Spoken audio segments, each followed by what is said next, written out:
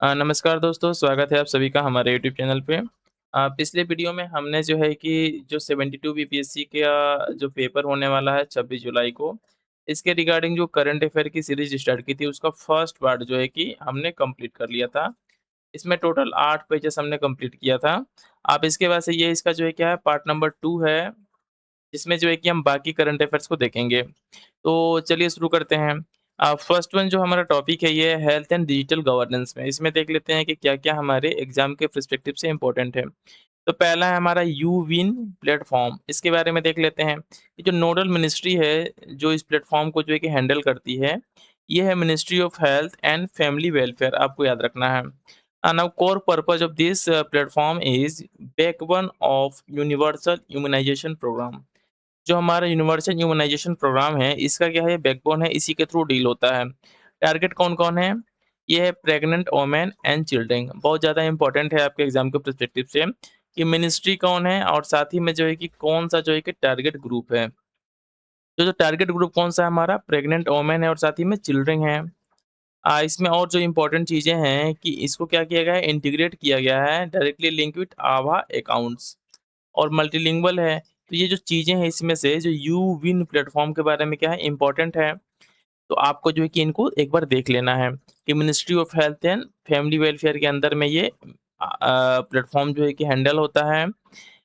इसका पर्पज़ क्या है यूनिवर्सल इम्यूनाइज़ेशन प्रोग्राम और साथ ही में जो टारगेट ग्रुप कौन-कौन से हैं इसके प्रेग्नेंट वुमेन और साथ ही में क्या है चिल्ड्रन हैं। नेक्स्ट वन देख लेते हैं आयुष्मान भारत पीएमजेएवाई। इसको लॉन्च किया गया था, बहुत ज़्यादा इम्पोर्टेंट है कि जो स्कीम जिस ईयर को लॉन्च की जाती हैं, कभी-कभी बीपीएससी के प्रीवियस ईयर पेपर में भी इसको पूछा गया था, एईडीओ में भी पूछा गया था, तो आप इसको देख लीजिएगा। इसको जो है कि 2018 में लॉन्च किया गया था। जो इम्प्लीमेंटिंग बॉडी है, कौन है? नेशनल हेल्थ अथॉरिटी, एनएचए जो है, जिसका फुल फॉर्म क्या है? नेशनल हेल्थ अथॉरिटी, इसका जो है कि इम्प्लीमेंटिंग बॉडी है। अब फाइनेंशियल कवर की बात करते हैं तो 5 लाख तक पर फैमिली पर ईयर, ठीक है? ये इंडिविजुअल के लिए जो आयुष्मान भारत पीएमजे जेएवाई है, ये जो है कि इंडिविजुअल के लिए नहीं है, ध्यान रखने वाली बात है।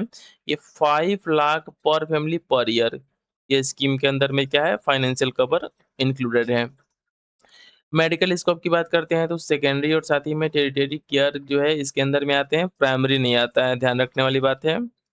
साथ ही में क्या है ग्लोबल स्केल पे बात करते हैं तो world largest publicly funded health assurance scheme है ये। इसमें बिहार में 2025 में क्या हुआ था, led India in a card creation में जो है कि सबसे आगे था बिहार। बिहार वॉल्यूम की बात करते हैं तो 1.5 करोड़ कार्ड्स ऑलरेडी क्या हो चुके हैं, बन चुके हैं। तो आपको याद क्या रखना है इसमें, आपको इसमें याद रखना है जो चीज़ें इंपॉर्टेंट है याद रखनी है, जो पेपर में पूछे जा सकती हैं। ये लॉन्च किया गया था 2018 में। जो इम्प्लीमेंटिंग बॉडी है कौन है? National health authority. 5 लाख जो है कि पर फैमिली, ठीक है? इंडिविजुअल नहीं, पर फैमिली पर ईयर जो है कि इसमें कवर होता है। सेकेंडरी और साथ ही में जो टेरिटरी केयर है, इसके अंदर इन्वॉल्व है। अब इसमें कुछ देख लेते हैं, कुछ हमारे जो कन्फ्यूजिंग चीज़ें हैं। इसमें जो कोविन है हमारा, ठीक ना? कोविन का टारगेट क्या था? टारगेट था कोविड-19 एडल्ट्स का। लेकिन यूविन का टारगेट क्या है? इसका है universal immunisation for mothers and childrens. 2 चीज़ें याद रखनी है कि यूनिवर्सल इम्यूनाइज़ेशन किसका? मदर्स का और साथ ही में चिल्ड्रंस का। यहाँ पे यू स्टैंड करता है फॉर यूनिवर्सल इम्यूनाइज़ेशन प्रोग्राम। कुछ स्टेप्स देख लेते हैं जहाँ पे आपको फँसा देता है कि इसमें क्या होता है कि पर फैमिली पर ईयर जो है कि इसमें इंक्लूड है, जैसे यहाँ पे मैंने बताया आपको। इसमें जो है कि नोट पर इंडिविजुअल, ऑलरेडी मैंने इसके बारे में आपको बताया। साथ ही में एनएचए जो है कि नेशनल हेल्थ अथॉरिटी है, वो इसको जो क्या करती है, रन करती है। इसके द्वारा इसको रन नहीं किया जाता है। अब देख लेते हैं अर्बन इंफ्रास्ट्रक्चर एंड कनेक्टिविटी से क्या-क्या इम्पोर्टेंट है हमारे एग्ज़ाम के पर्सपेक्टिव से।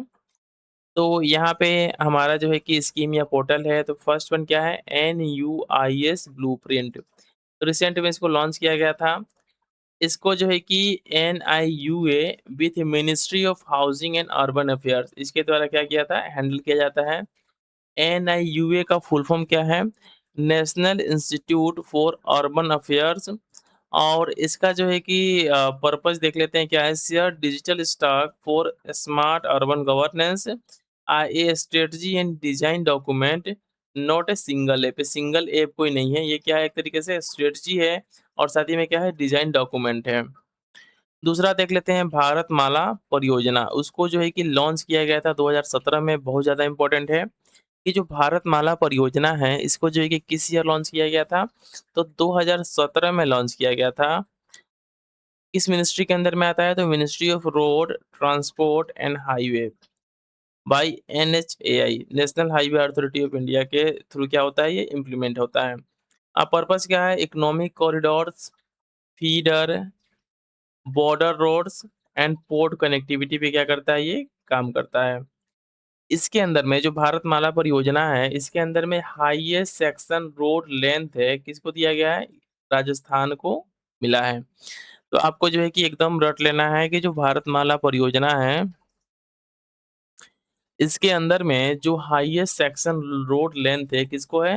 राजस्थान को है। इसमें जो है कि यूपी नहीं है और ना ही महाराष्ट्र है। ये दोनों नहीं है, सबसे क्या है? राजस्थान है। नेक्स्ट वन देख लेते हैं, अमृत भारत एक्सप्रेस। इसको लॉन्च किया कि स्टार्ट किया गया था 2024 में। मिनिस्ट्री वही रेलवे ही होगा। इसमें इसका पर्पस क्या है? New generation non AC super fast train classes. बहुत ज़्यादा इंपॉर्टेंट है, याद करने वाली बात है कि जो अमृत भारत एक्सप्रेस है, इसमें जो है कि नॉन एसी जो है कि हमारे न्यू जनरेशन ट्रेन्स को स्टार्ट किया जा रहा है। ठीक है? तो याद रखिएगा जो अमृत भारत है, इसमें क्या है? नॉन एसी ट्रेन्स हैं। ये जो अमृत भारत स्टेशन स्कीम है, इससे अलग क्यों है कि इसमें क्या कर किया जाता था? स्टेशंस का रीडेवलपमेंट किया जाता था और साथ ही में जो वंदे भारत एक्सप्रेस है हमारा, ये क्या है? फुली एसी है। तो अमृत भारत एक्सप्रेस क्या है? नॉन एसी है और साथ ही में जो वंदे भारत एक्सप्रेस क्या है? हमारा एसी है। इन दोनों चीज़ों को आप लोग एकदम याद रखिएगा। नेक्स्ट वन देख लेते हैं, Namami Gange.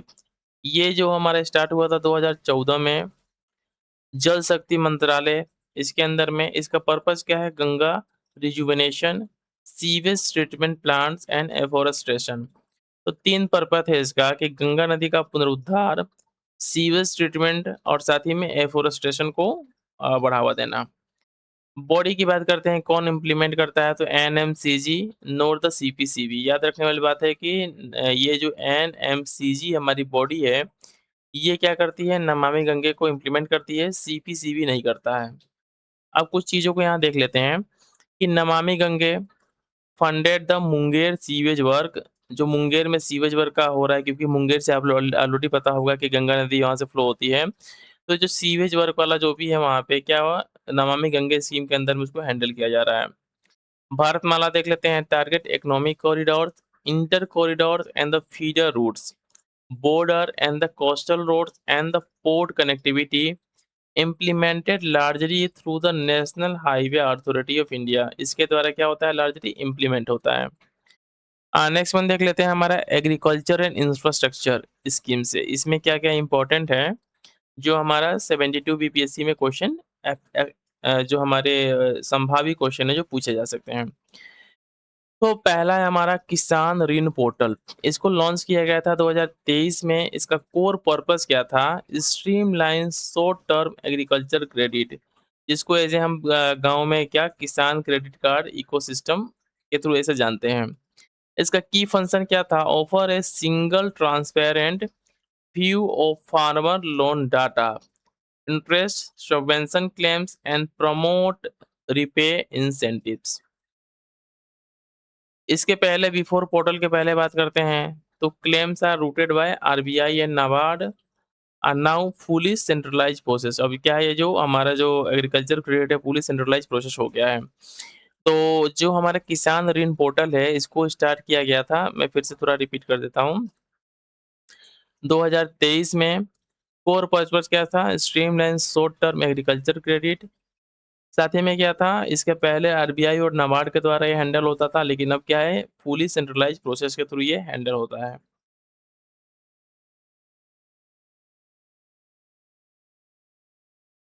Now next one देख लेते हैं। नेक्स्ट वन इसमें क्या है, पीएम किसान बिहार टॉप। इसमें देख लेते हैं, लॉन्च ईयर था 2019 में। किसके अंदर में? Ministry of agriculture and farmer welfare में। सेंट्रल बेनिफिट की बात करते हैं तो क्या है? Pace 6,000 per year. जो किसान बी पीएम किसान है, इसके अंदर में हर किसान को जो है कि 6,000 एक साल में मिलता है। In 3 equal instalment by DBT, direct benefit transfer to land holding families. Bihar state integration की बात करते हैं तो क्या है? जननायक कर्पूरी ठाकुर किसान Samman Nidhi ads 3,000 state top up. ठीक है, इसमें ऐड किया गया है बिहार के द्वारा।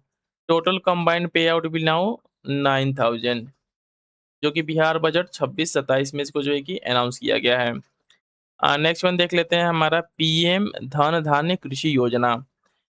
इसको जो है कि अप्रूव किया गया था जुलाई 2025 में। टाइमलाइन क्या है? 6 ईयर मिशन है। टारगेट क्या है? 100 लो productivity district using aspirational district model.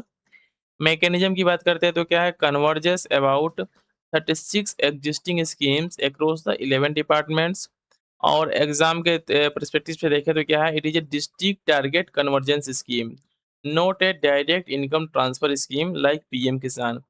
जो पीएम धन धान्य कृषि योजना है, ये क्या है? जो हमारे 100 लो प्रोडक्टिविटी डिस्ट्रिक्ट हैं, उनको जो है कि एस्पिरेशनल डिस्ट्रिक्ट मॉडल के थ्रू क्या करना है? टारगेट करना है, उनको इम्प्रूव करना है। इसको जो है कि अप्रूव की मिला था कैबिनेट के द्वारा जुलाई 2025 में, और ये 6 साल का मिशन है। ठीक है, आपको इन सब चीज़ों को याद कर लेना है। किसके लेके? पीएम धन धान्य कृषि योजना को लेके। नाउ नेक्स्ट वन देख लेते हैं अब हम लोग। National makhana board. जब हम बात करते हैं लॉन्च एंड लोकेशन की, तो इसको जो है कि पूर्णिया जो लोकेशन है, जो जिला है, वहाँ से इसको लॉन्च किया गया था 15 सितंबर 2025 को। अनाउंस किया गया था यूनियन बजट 2025-26 में इसको। ये क्या है? एक तरीके का सेंट्रल सेक्टर स्कीम है, जिसमें 100% क्या होगा? यूनियन जो है कि फंड करेगा पैसा। इसमें किसी प्रकार से कोई स्टेट का शेयर नहीं है। साथ ही में नोडल मिनिस्ट्री की बात करते हैं तो ministry of agriculture and farmer welfare जो है कि इसको इम्प्लीमेंट करेंगी। और टोटल जो फाइनेंशियल आउटले है इसमें, ये है 476.03 करोड़। ओके, और बिहार स्टेट क्या है? Bihar state produce 85 to 90% of India's makhana. बहुत ज़्यादा इंपॉर्टेंट है आपके एग्जाम के पर्सपेक्टिव से कि बिहार स्टेट में जो है कि कितना मखाना का प्रोडक्शन होता है। और साथ ही में बिहार का में ही इसको बनाया गया है नेशनल मखाना बोर्ड को। तो ये 80 टू 90% जो है कि मखाना का प्रोडक्शन बिहार में होता है। और जो मिथिला का मखाना है, उसको ऑलरेडी क्या है? जीआई टैग मिला हुआ है। नाउ नेक्स्ट वन देख लेते हैं manufacturing self reliance and emerging tech से क्या-क्या हमारे एग्जाम के पर्सपेक्टिव से इम्पोर्टेंट है। तो पहला हमारा क्या है इसमें? फर्स्ट वन है production link incentive PLI scheme. ठीक है, इसमें देख लेते हैं। तो इसके जो कोर पिलर्स हैं, central strategy for India's domestic manufacturing acceleration. जो हमारा मैन्युफैक्चरिंग सेक्टर है, इसको जो है कि एक्सेलरेट करने का प्रयास जो है कि इस स्कीम के थ्रू, जिसका नाम क्या है? प्रोडक्शन लिंक इंसेंटिव या पीएलआई स्कीम, इसके थ्रू किया जा रहा है। डिफाइनिंग मैकेनिक की बात करते हैं तो क्या है? Incentives are paid based on net incremental sales over a base year. की फोकस की बात करते हैं तो क्या है? Rewards production growth, not just the physical existence of facility. अगर सपोज ये आपका ग्रोथ होता है प्रोडक्शन में, और उसके बाद से सेल्स में भी ग्रोथ होता है, तभी आपको क्या मिलेगा? रिवार्ड मिलेगा। आईटी हार्डवेयर स्कोप की बात करते हैं तो specifically covers laptops, tablets, all in one PCs and servers. ये हमारा कुछ बातें थी किसको लेके? पीएलआई को लेके। नाउ नेक्स्ट वन देख लेते हैं। नेक्स्ट वन है हमारा आत्मनिर्भर भारत विजन। आत्मनिर्भर भारत विजन में देख लेते हैं क्या क्या इंपॉर्टेंट है। तो नेचर की बात करते हैं तो क्या है? An overarching national mission and a framework, not a single isolated scheme. ये एक तरीके का कोई सिंगल आइसोलेटेड स्कीम नहीं है, ये क्या है? Overarching national vision and a framework है। कोर ड्राइवर्स की बात करते हैं तो क्या है? Boost domestic manufacturing, enhance exports and incentivise FDI for local production. Implementation pillars की बात करते हैं तो क्या है, act as a umbrella framework using PLI scheme, IT hardware pushes and the MSME support. ये कुछ हमारा आत्मनिर्भर भारत मिशन का बारे में था। नाउ नेक्स्ट वन देख लेते हैं, हमारा India semiconductor mission and electronics. इसमें क्या-क्या है इम्पोर्टेंट? तो एस्टेब्लिशमेंट की बात करते हैं तो 2021 में under the ministry of electronics and information technology. Mandate की बात करते हैं तो क्या है, runs the Semicon India programme offering physical support for semiconductor fabs, display fabs, chip design. अब हम बात करते हैं इसमें क्या है, तो लेटेस्ट पॉलिसी अपडेट की बात करते क्या है, तो union budget 26-27 launch ISM 2.0 with 14,000 crore outlay. ठीक है, तो हाल ही में जो 26-27 के बजट में इसका उल्लेख हुआ था, इसलिए आपके एग्जाम के प्रोस्पेक्टिव से क्या हो जाता है, ये इंपॉर्टेंट हो जाता है कि India semiconductor mission and electronics setup in 2021 under the ministry of electronics and information technology. ये कुछ चीज़ें हैं ना, छोटी-मोटी हैं, आपको लगता होगा एग्जाम में नहीं आ सकता है। लेकिन एग्जाम में क्या होता है कि ये जो छोटी-छोटी चीज़ें हैं, ये क्या करती हैं आपके क्वेश्चंस को सॉल्व करने में बड़ा क्या होता है, इंपॉर्टेंट रोल प्ले करती हैं। स्टेट इंटीग्रेशन की बात करते हैं बिहार का, तो launch its own semiconductor policy 2026। इसने खुद का लॉन्च किया है। Land provisions as concessional rate of RS 1 एकड़ पर RS 100 crore for project investment. अगर 100 करोड़ से ऊपर का प्रोजेक्ट में इन्वेस्टमेंट है तो आपको जो है कि 1 रुपया पर एकड़ के हिसाब से क्या है, जमीन मिल जाएगा। और इसी को लेके जो है कि बहुत ज़्यादा एक बीच में कंट्रोवर्सी हुआ था अडानी वाले को लेके। नेक्स्ट वन बात कर लेते हैं, India AI Mission and Bihar AI Boost approved in 2024 under the METI। Mandate क्या है इसका, umbrella programme governing public computer infrastructure, data set, targeted applications and tech scaling. State integration की बात करते हैं बिहार की, तो rights on the central mission by 468 crore AI MOU sign at IIT Patna. ठीक है, आईआईटी पटना के और सेंट्रल के बीच में जो एमओयू साइन हुआ था, ठीक ना, 468 करोड़ का, कि हमको भी क्या करना है, हमको एआई मिशन को इम्प्रूव करना है बिहार में। बिहार एआई पुश इसको बोलते हैं। नाउ देख लेते हैं इसमें क्या-क्या इम्पोर्टेंट है जो हमारे पेपर के पर्सपेक्टिव से पूछा जा सकता है। तो इसमें जो क्या है कि the PLI structure the incentive on net incremental sales over a base year. Base year के ऊपर कितना आपका जो है कि सेल्स में इंक्रीमेंट होता है, उसके बेसिस पे क्या होगा, आपको पीएलआई स्कीम का बेनिफिट मिलेगा। is the single most reusable scheme because it's lets out eliminate option that describe a flash subsidy। ये कुछ ज़्यादा इंपॉर्टेंट नहीं है। नाउ पीएम किसान के बारे में देख लेते हैं। पीएम किसान इज ए 6, देखिए इसमें क्या है कि सेंट्रल गवर्नमेंट 6000 देती थी 3 इंस्टॉलमेंट में, लेकिन बिहार ने इसमें क्या किया, 3000 और ऐड कर दिया, तो टोटल कितना हो गया हमारा 9000 is the behind combined figure. ठीक है, इसमें 3000 बिहार गवर्नमेंट के द्वारा ऐड किया गया है। और साथ ही में क्या है, and central sector scheme is fully union funded. Union के द्वारा क्या होता है, फंड होता है। जो सेंट्रल सेक्टर स्कीम होता है,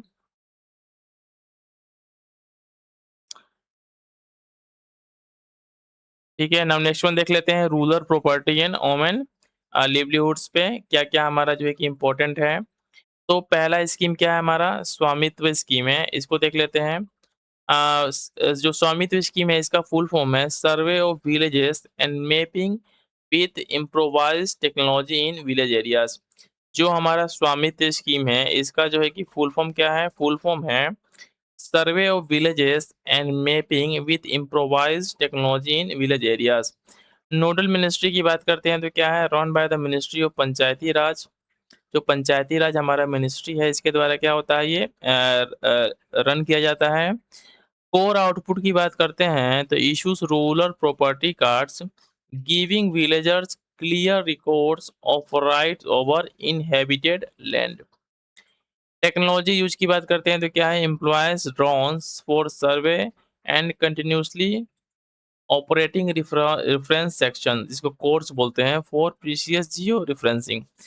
तो इस तरीके से जो हमारा स्वामित्व स्कीम है, जिसको जो है कि मिनिस्ट्री ऑफ पंचायत, बहुत ज़्यादा इंपॉर्टेंट है आपके एग्जाम के पर्सपेक्टिव से जो मिनिस्ट्री ऑफ पंचायती राज है इसके द्वारा क्या होता है, इसको रन किया जाता है। इसमें होता क्या है कि जो रूरल प्रॉपर्टी हमारी हैं, उनको क्या उनके लिए एक कार्ड दिया जाता है जो हमारे विलेजर्स हैं। नेक्स्ट वन देख लेते हैं, मुख्यमंत्री महिला रोजगार योजना। इसमें जो है कि बिहार कैबिनेट के द्वारा इसको जो है कि 29 अगस्त 2025 को अप्रूव किया गया था और 26 सितंबर 2025 को इसको ऑफिशियली लॉन्च किया गया था। इनिशियल ट्रांसफर की बात करते हैं मुख्यमंत्री महिला रोजगार योजना के अंदर में, तो 10,000 जो है कि 75 लाख वुमेन को डायरेक्टली जो है कि डीबीटी के थ्रू जो है कि क्या हुआ था, ट्रांसफर हुआ था। आप सभी को पता होगा कि जब इलेक्शन आया था ना, तो इसको लेके बहुत ज़्यादा विवाद हुआ था, क्योंकि लोगों ने ब्लेम किया था कि भाजपा का इलेक्शन में अच्छे सीट लाने का, बिहार इलेक्शन में एक मेन रीज़न ये भी था, मुख्यमंत्री महिला रोजगार योजना। टोटल इनिशियल आउटले की बात करते हैं तो 7500 करोड़ है, ठीक ना? परफॉर्मेंस फेज़ की बात करते हैं तो offers up to 2 lakh additional based on the performance in later phase. Suppose कीजिए आप 10,000 लेके कुछ रोज़गार स्टार्ट करते हैं और आपका परफॉर्मेंस क्या अच्छा है, तो बाद में आपको 2 लाख का और जो है कि इसके थ्रू लोन मिल सकता है। डिलीवरी चैनल की बात करते हैं तो क्या है, राइट्स जीविका एसएचजी नेटवर्क, ठीक है?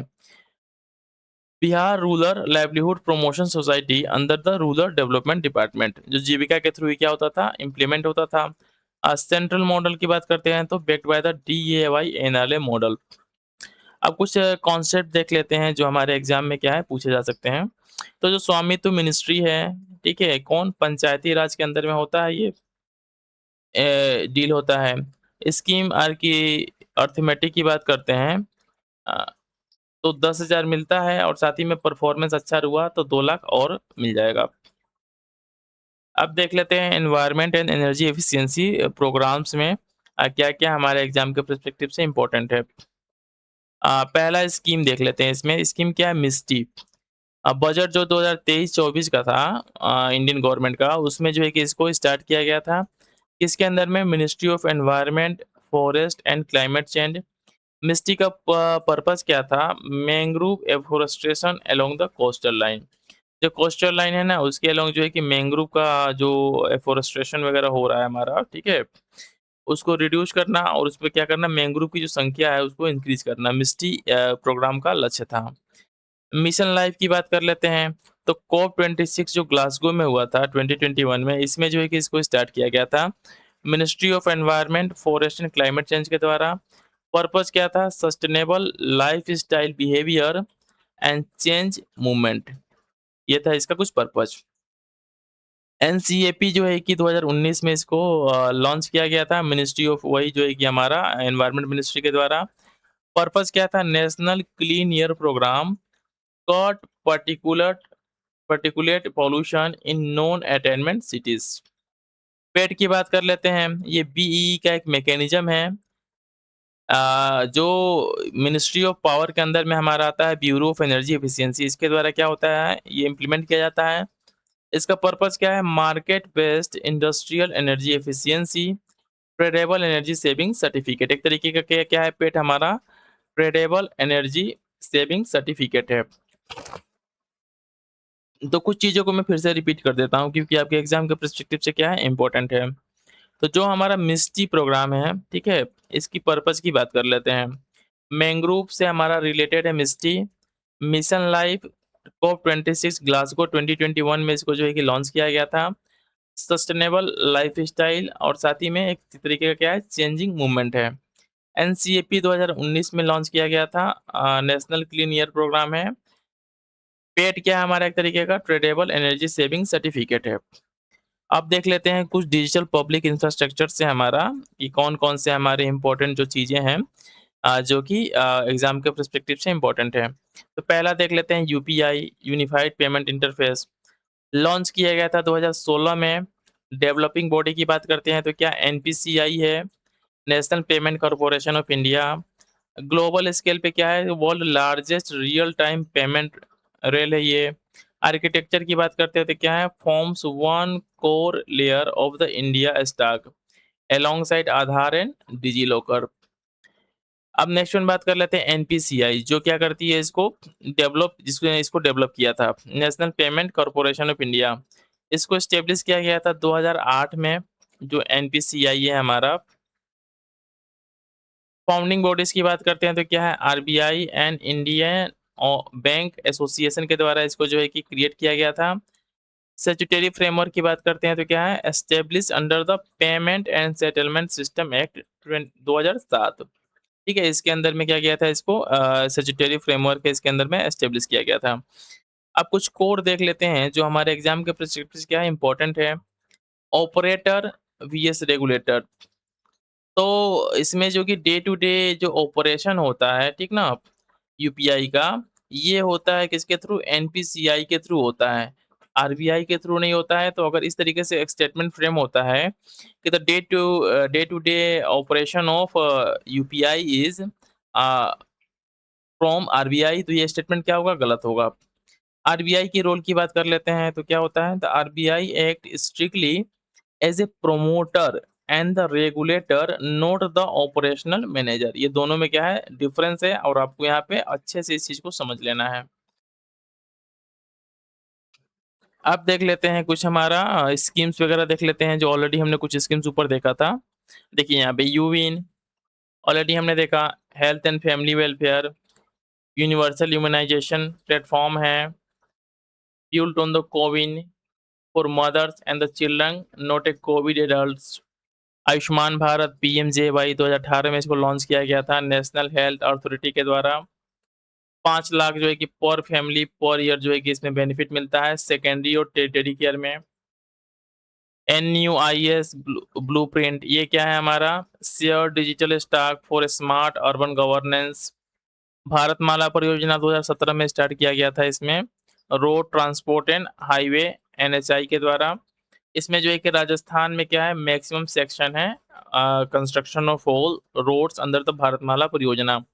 अमृत भारत एक्सप्रेस की बात करते हैं 2024 में, ये क्या है, नॉन एसी है, ऑलरेडी मैंने इसके बारे में आपको ऊपर बताया है। नमामि गंगे 2014 में स्टार्ट किया गया था जल शक्ति के अंदर में, रंग गंगा रिजुविनेशन, साथ ही में sewage treatment plant and afforestation पे ये काम करता है। किसान ऋण पोर्टल 2023 में, ठीक ना, सेंट्रलाइज फार्म क्रेडिट व्यू है हमारा एक तरीके से।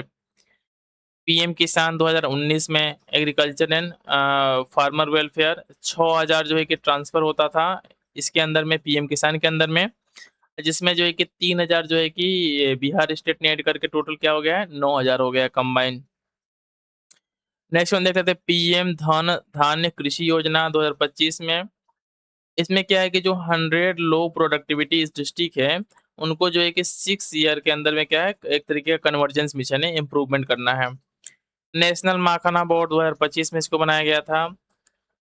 इसका जो इतना हमारा था पूर्णिया में जो है कि इसको वहाँ पे इसको अनाउंस किया गया था, इतना करोड़ इसमें क्या है, और साथ ही में क्या है, सेंट्रल सेक्टर स्कीम है, जो कि फुली क्या होगा, यूनियन के द्वारा फंड होगा। अब नेक्स्ट वन देख लेते हैं, पीएलआई स्कीम जो है ऑलरेडी मैंने बताया। इसका पर्पस क्या है, incentive on net incremental sales over a base year. Next one देख लेते हैं, Atmanirbhar Bharat, domestic manufacturing and exports by PLI and MSME support. India semiconductor mission 2021 में इस मिनिस्ट्री के अंदर में आता है, मेटी जिसको बोलते हैं। इंडिया एआई मिशन 2024 में, ये भी उसी के अंदर में आता है। स्वामित्व स्कीम ऑलरेडी मैंने इसके बारे में बताया था कि पंचायती राज के द्वारा इसको क्या किया जाता है, इम्प्लीमेंट किया जाता है।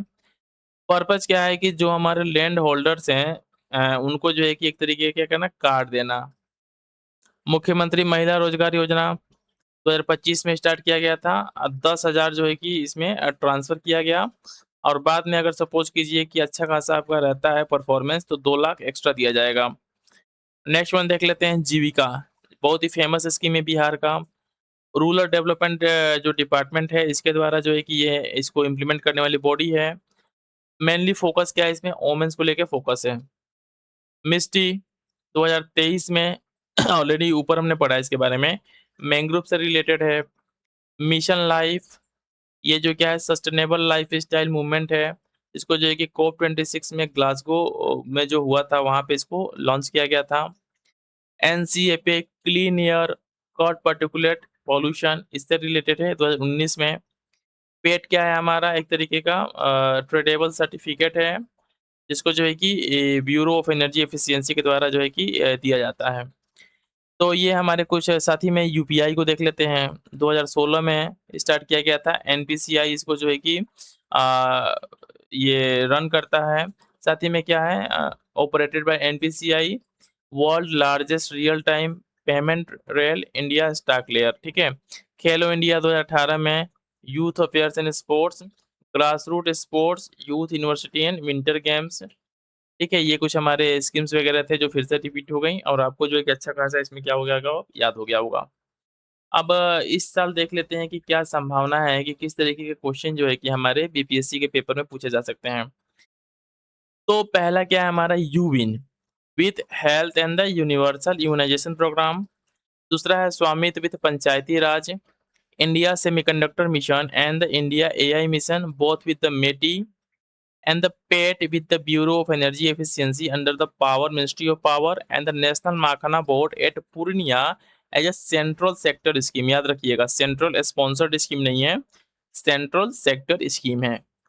अब हम लोग देख लेते हैं कि रिपोर्ट इंडिसेस एंड रैंकिंग, इसमें क्या क्या हमारा इंपॉर्टेंट है बीपीएससी के, जो हमारा 26 जुलाई को पेपर होने वाला है 72 बीपीएससी का, इसके लिए। साथ ही में आप सभी को पता होगा कि 70 बीपीएससी का जो है कि फाइनल रिजल्ट आ चुका है। जो भी हमारे सिलेक्टेड कैंडिडेट हैं, उनको हमारे चैनल की तरफ से, साथ ही हमारे टीम की तरफ से ढेर सारी बधाइयाँ। इसमें जो फर्स्ट वन है हमारा, ये है ग्लोबल जेंडर गैप रिपोर्ट, ठीक है? ग्लोबल जेंडर गैप रिपोर्ट में देख लेते हैं। पब्लिशिंग बॉडी की बात करते हैं तो किसके द्वारा? वर्ल्ड इकोनॉमिक फोरम के द्वारा इसको जो है कि पब्लिश किया जाता है। अब 4 इसके क्या है कोर डायमेंशंस है या 4 पिलर्स हैं। फर्स्ट वन क्या है? Economic participation and the opportunity. Second one क्या है? Educational attainment. And third one क्या है हमारा? Health and survival. और फोर्थ वन क्या है? Political empowerment. ये क्या है? 4 हमारे जो है कि बेसिक पिलर्स हैं, जिनके बेसिस पे इस रिपोर्ट को प्रिपेयर किया जाता है और जो है कि उसके बाद से पब्लिश किया जाता है वर्ल्ड इकोनॉमिक फोरम के द्वारा। और इस रिपोर्ट का नाम क्या है? Global gender gap report. Next one देख लेते हैं, mother tongue survey of India. Nodal जो अथॉरिटी है, क्या होता है? Conducted under the ministry of home affairs, ठीक है? बहुत ज़्यादा इंपॉर्टेंट है कि जो mother tongue survey of India है, इसको जो है कि कंडक्ट किया जाता है मिनिस्ट्री ऑफ होम अफेयर्स के अंदर में। स्केल ऑफ डॉक्यूमेंटेशन की बात करते हैं तो फॉर्मली डॉक्यूमेंटेड अबाउट 576 लैंग्वेजेस इसके द्वारा डॉक्यूमेंट किया गया है। मैथोलॉजी की बात करते हैं तो क्या है? Audio video archiving. Core objective क्या है? Preserve and reinforce India's global standing as a highly linguistically diverse nation. ये इसका क्या है? कोर ऑब्जेक्टिव है। कुछ इसमें ट्रेप्स देख लेते हैं। तो ट्रेप्स में क्या है कि जो जेंडर गैप पब्लिशर, ये क्या है? WEF है। Sorry, beware of the option swapping, WEF with UNDP.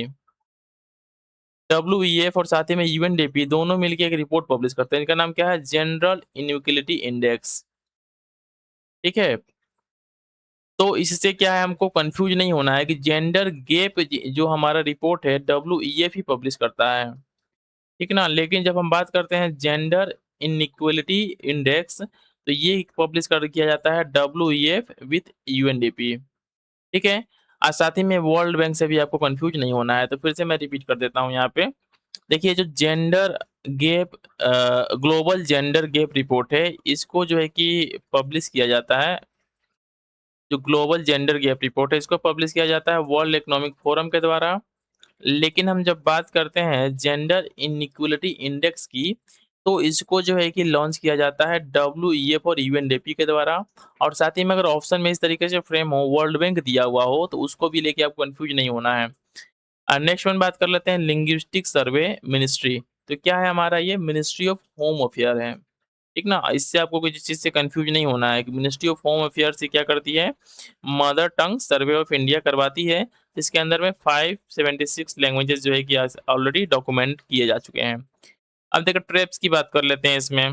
तो ट्रैप में क्या है, किस तरीके से बीपीएससी आपको फंसा सकता है? तो the global gender gap report is a forum from the world economic forum, already मैंने बताया आपको। Note the UNDP and note the UN women and note the world bank. इसके साथ-साथ क्या है हमारा प्राइवेट नॉन प्रॉफिट सॉरी इसमें कुछ ज़्यादा है नहीं, ठीक है? इसमें कुछ ज़्यादा नहीं है। नाउ नेक्स्ट वन देख लेते हैं अपना फॉरेस्ट एंड एनवायरनमेंट से देख लेते हैं कि क्या-क्या हमारे एग्ज़ाम के पर्सपेक्टिव से इम्पोर्टेंट है।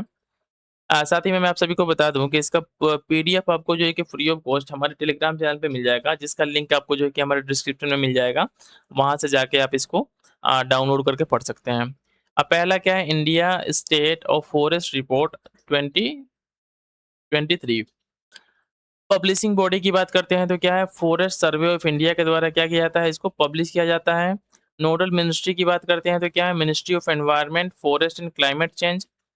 नेशनल कवरेज की बात करते हैं तो क्या है टोटल फॉरेस्ट और साथ ही में क्या हमारा ट्री कवर को दोनों को कवर करता है और ये कितना है दोनों मिला के हमारा 25.17% of India total geographical area.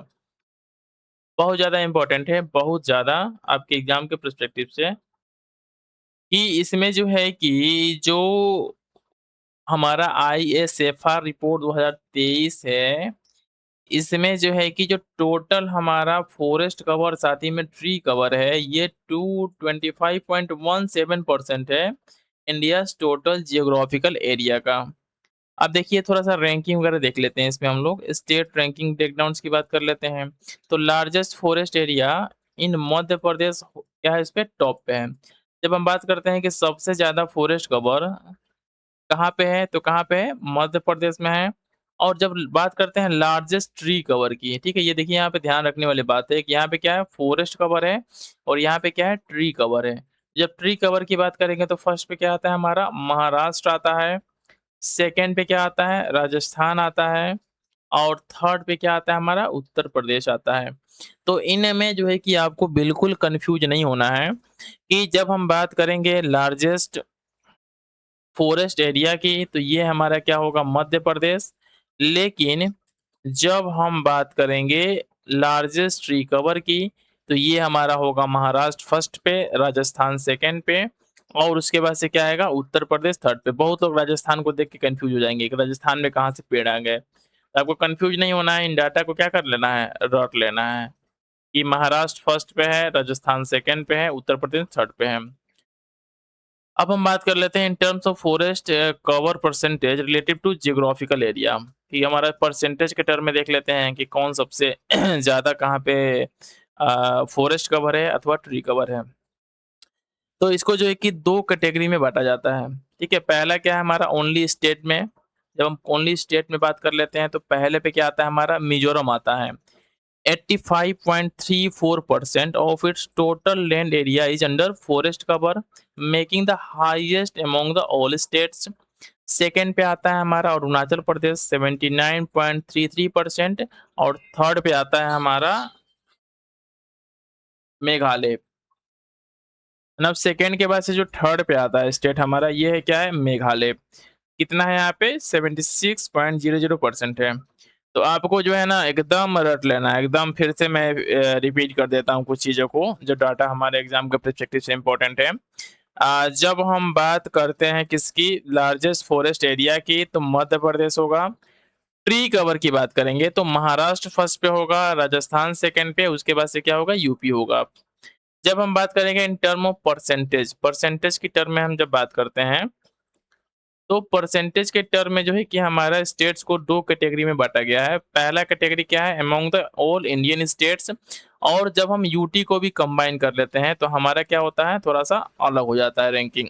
यहाँ देखिए, फर्स्ट पे क्या है मिज़ोरम है 85.34% के साथ, सेकंड पे अरुणाचल प्रदेश है 79.33% के साथ और थर्ड पे क्या है हमारा मेघालय है 76.00% के साथ।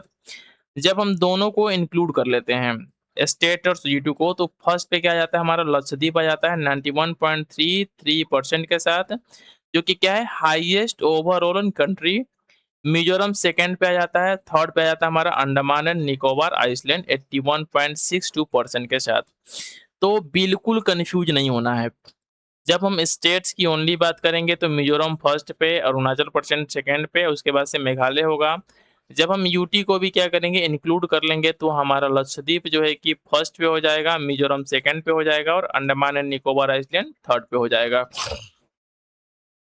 अब यहाँ पे देख लेते हैं कुछ कोर कॉन्सेप्ट्स वगैरह हैं हमारे forest area VS tree cover. ठीक है, इसमें जो है कि जब हम मध्य प्रदेश की बात करते हैं तो टोटल फॉरेस्ट में क्या है, टॉप पे है, while the Maharashtra leads in tree cover, already मैंने ऊपर बताया आपको। अब देखिए इसमें थोड़ा देख लेते हैं बिहार की क्या सिचुएशन है। जो आईएसएफआर 2023 आया था, इसमें जो है कि बिहार के कुछ मैट्रिक्स वगैरह देख लेते हैं। तो ओवरऑल जब हम बात करते हैं फॉरेस्ट एंड ट्री कवर की, तो टोटल फॉरेस्ट कवर कितना है हमारा? ये है 7,532.45 स्क्वायर किलोमीटर, 7,532.45 स्क्वायर किलोमीटर, जो कि अप्रोक्सीमेट में 8% जो है कि हमारा बनाता है टोटल स्टेट जियोग्राफिकल एरिया, जो कितना है 94,163 स्क्वायर किलोमीटर है। ठीक है, तो मैं थोड़ा एग्जैक्ट फिगर भी बता देता हूँ आपको कि एग्जैक्ट फिगर कितना है। देखिए सही है।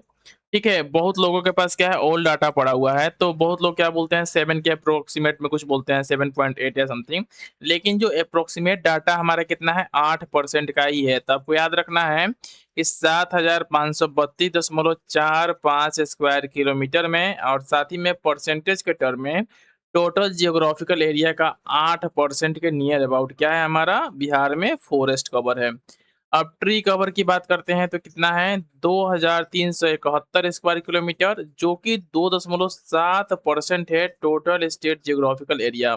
अब कंबाइन बात कर लेते हैं, दोनों को हम जोड़ के बात करते हैं तो ये कितना हो जाता है 9,903 स्क्वायर किलोमीटर, जो कि रफली कितना है हमारा 10.7% of the Bihar geographical area हो जाता है।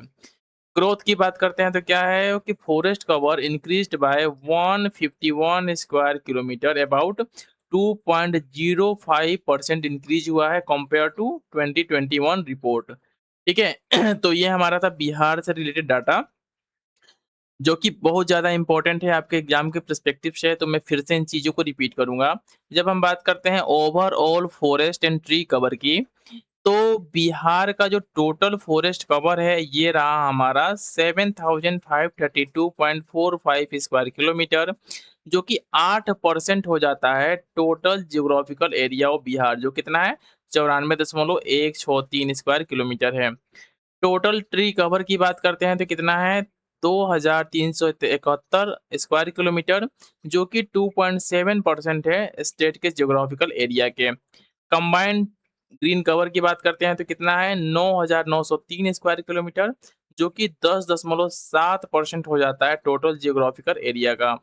ग्रोथ की बात करते हैं तो कितने का 151 स्क्वायर किलोमीटर का या 0.205% का क्या हुआ है इंक्रीमेंट हुआ है विथ कंपेयर टू 2021 रिपोर्ट। अब हम देख लेते हैं कुछ और, जो हमारा कैनोपी डेंसिटी ब्रेकडाउन है।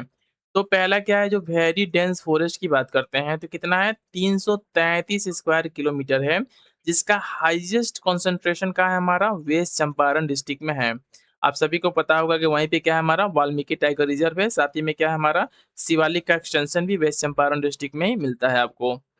नेक्स्ट वन क्या है हमारा मॉडरेटली डेंस फॉरेस्ट की बात करते हैं तो कितना है 3,286 स्क्वायर किलोमीटर। ओपन फॉरेस्ट की बात करते हैं तो कितना है हमारा 3,761 स्क्वायर किलोमीटर, जो क्या करता है comprises the largest share of Bihar overall forest area. जो ओपन फॉरेस्ट क्या है हमारा मैक्सिमम हमारा क्या है इसमें कंट्रीब्यूशन है फॉरेस्ट एरिया में। मैं चीज़ों को फिर से रिपीट करता हूँ, मैं एक बार फिर से रिपीट कर देता हूँ। जब हम कैनोपी डेंसिटी की बात करते हैं तो वेरी डेंस फॉरेस्ट में क्या है 333 स्क्वायर किलोमीटर, हाईएस्ट क्या है वेस्ट चंपारण में कंसंट्रेशन है। मॉडरेटली डेंस फॉरेस्ट की बात करते हैं तो ये हमारा जो है कि 3,286 स्क्वायर किलोमीटर है। ओपन फॉरेस्ट का कंट्रीब्यूशन क्या है सबसे ज़्यादा है 3,761 स्क्वायर किलोमीटर है। इंपॉर्टेंट यही है, इसको आपको याद कर लेना है। अब हम बात कर लेते हैं top and the bottom performing districts की। तो एरिया वाइज पहले बात कर लेते हैं रैंकिंग। तो हाईएस्ट फॉरेस्ट एरिया कहाँ है हमारा कैमूर में है, जिसको भभुआ के नाम से भी जाना जाता है। कितना है 1,025.68 किलोमीटर के आस स्क्वायर किलोमीटर के आसपास है। उसके बाद से क्या है वेस्ट चंपारण है, उसके बाद से क्या है रोहतास है। लोएस्ट फॉरेस्ट एरिया की बात करते हैं तो Sheikhpura holds the lowest absolute forest area. अब हम बात कर लेते हैं परसेंटेज वाइज़, तो परसेंटेज वाइज़ में सबसे टॉप पे क्या है हमारा कैमूर है 30.51%। उसके बाद से क्या है जमुई है, उसके बाद से क्या है मुंगेर है। जब हम लोएस्ट ग्रीन शेयर की बात करते हैं तो ये हो गया हमारा शेखपुरा, बक्सर और उसके बाद से क्या है सीवान है। अब कुछ हम देख लेते हैं यहाँ पे, कुछ डायनामिक चेंज की बात कर लेते हैं विथ कंपेयर टू 2021 डाटा के। तो हाईएस्ट जो इंक्रीज हुआ है एरिया में कहाँ हुआ है, भागलपुर में हुआ है एंड मधुबनी। भागलपुर में क्या हुआ है, मैक्सिमम हुआ है 33.82 स्क्वायर किलोमीटर का। हाईएस्ट डिक्रीज बात करते हैं तो कहाँ पे हुआ है, कैमूर में हुआ है 35.35 स्क्वायर किलोमीटर का। यहाँ पे क्या हुआ है, शार्पेस्ट क्या हुआ है, डिक्लाइन हुआ है। अब देखिए, जो चीजें हमने पढ़ा उसको मैं फिर से रिपीट करूंगा जिससे कि आपको हर एक चीज क्या हो जाए, याद हो जाए। हमने बात किया कि जब top and bottom performing districts की, तो एरिया वाइज रैंकिंग की बात करते हैं हम, तो ये हो जाता है हाईएस्ट फॉरेस्ट एरिया की बात करते हैं एरिया वाइज, तो कैमूर टॉप पे है। इसके बाद से हमारा आता है वेस्ट चंपारण एरिया की बात कर रहा हूँ मैं, उसके बाद से रोहतास। लोएस्ट में क्या है, शेखपुरा है। परसेंटेज वाइज बात करता हूँ तो ये हो जाता है हमारा हाईएस्ट ग्रीन शेयर। हाँ, देखिए हम देख रहे थे हाईएस्ट की, तो हाईएस्ट ग्रीन शेयर की जब हम बात करते हैं तो कैमूर हो गया परसेंटेज के टर्म में, फिर हो गया जमुई मुंगेर। तो इसको याद करने का सिंपल सा तरीका है परसेंटेज वाले का, KJM। KJM यहाँ पे क्या है, KWR। दोनों में देखिए क्या है, के कॉमन है, लेकिन यहाँ पे क्या है KJM है और यहाँ पे क्या है KWR है। जब हम बात करते हैं लोएस्ट ग्रीन शेयर का, तो शेखपुरा सबसे नीचे है, फिर बक्सर है, उसके बाद से क्या है सीवान है। और इस वीडियो को आप 2-3 बार देख लेंगे ना, एकदम पूरा का पूरा याद हो जाएगा आपको। डायनेमिक चेंज की बात करते हैं तो हाईएस्ट इंक्रीज कहाँ पे हुआ है, भागलपुर में हुआ है। हाईएस्ट डिक्रीज कहाँ हुआ है हमारा, कैमूर में हुआ है। अब नेक्स्ट वन देख लेते हैं, कुछ स्टेप्स वगैरह किस तरीके से बीपीएससी फंसा देता है कभी कभी।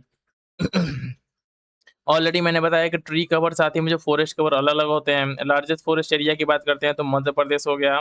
लार्जेस्ट ट्री कवर की बात करते हैं तो क्या हो गया, महाराष्ट्र हो गया, देन राजस्थान, देन उत्तर प्रदेश। ठीक है, तो इसमें जो है कि आप इन चीज़ों को थोड़ा सा ध्यान दे दीजिएगा, इसलिए मैंने नीचे यहाँ नोट कर दिया है। अब हम देख लेते हैं पॉवर्टी एंड ह्यूमन डेवलपमेंट जो इंडेक्सेस इंडेक्सेस वगैरह है हमारा, इसमें क्या बिहार का रैंकिंग है, साथ ही में जो है कि भारत का क्या रैंकिंग है। फर्स्ट वन है हमारा national multi dimensional poverty index, जिसको एमपीआई बोलते हैं। पब्लिश कौन करता है, पब्लिश किया जाता है नीति आयोग के द्वारा। ठीक है, नीति आयोग के द्वारा इसको पब्लिश किया जाता है। तो पहला जो हमारा इंडेक्स है ये है हमारा national multi dimensional poverty index. ठीक है, जिसको पब्लिश किया जाता है नीति आयोग के द्वारा।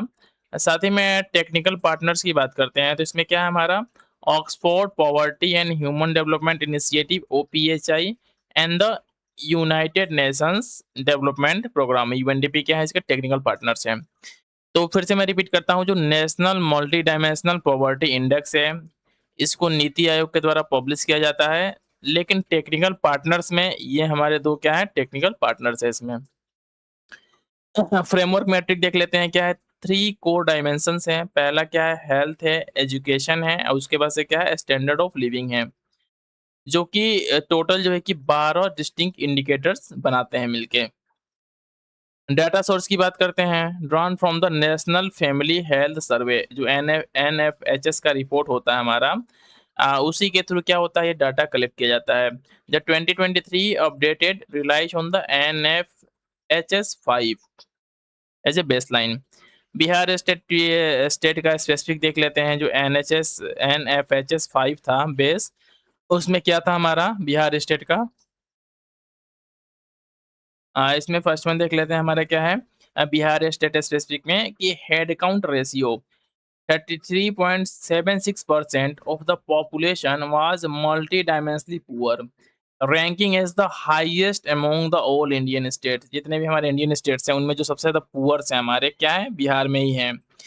डिक्लाइन परफॉर्मेंस की बात करते हैं तो क्या है, registered the largest absolute decline in the country, dropping 18.13 percentage point.